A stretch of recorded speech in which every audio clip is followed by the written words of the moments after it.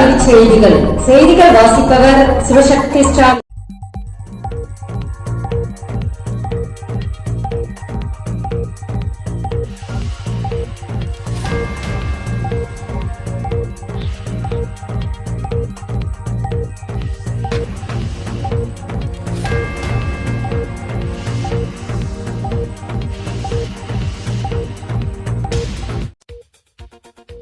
கல்லூரி மாணவர்களுக்கு முக்கிய அறிவிப்பு.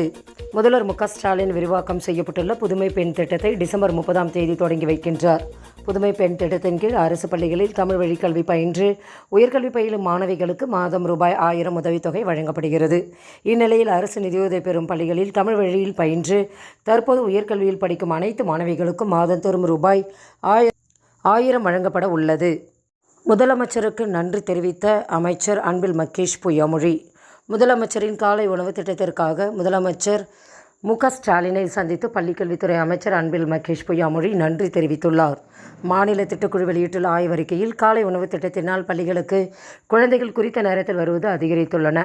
90% மேற்பட்ட குழந்தைகளிடம் நினைவாற்றல் அதிகரித்துள்ளது என்று குறிப்பிடப்பட்டுள்ளது. சாகித்ய அகாடமி விருது முதல்வர் மு க ஸ்டாலின் வாழ்த்து. சாகித்ய அகாடமி விருது அறிவிக்கப்பட்டுள்ள எழுத்தாளர் இரா வெங்கடாச்சலபதிக்கு முதல்வர் மு க ஸ்டாலின் வாழ்த்து தெரிவித்துள்ளார். திருநெல்வேலி எழுச்சியும் வ.உ.சி.யும் 1908 என்ற அவரது நூலுக்காக இந்த விருது வழங்கப்படுகிறது. தனது வாழ்த்துச் செய்தியில் திருநெல்வேலி கழகம் என பொதுவாக கூறப்பட்டதை திருநெல்வேலி எழுச்சி என அழைத்ததற்காகவே எழுத்தாளர் இரா வெங்கடாச்சலபதியை பாராட்ட வேண்டும் என கூறியுள்ளார்.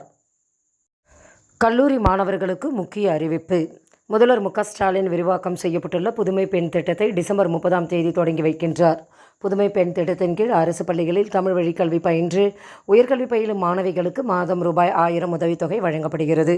இந்நிலையில் அரசு நிதியுதவி பெறும் பள்ளிகளில் தமிழ் வழியில் பயின்று தற்போது உயர்கல்வியில் படிக்கும் அனைத்து மாணவிகளுக்கும் மாதந்தோறும் ரூபாய் 1000 வழங்கப்பட உள்ளது.